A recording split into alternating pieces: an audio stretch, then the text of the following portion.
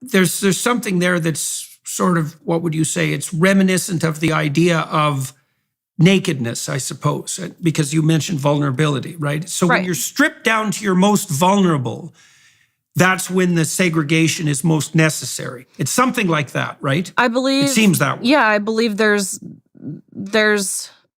value in understanding that. I truthfully think anywhere where sex is relevant, there are certain places, let's consider the workplace. There are certain places where sex isn't necessarily relevant. There are certain places where it are. I like how you mentioned military. That's a very good point.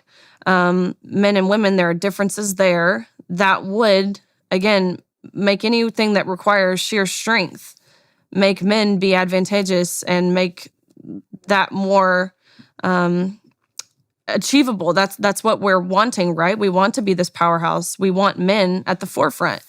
So I think where sex plays a role, that's where we kind of have to draw that line.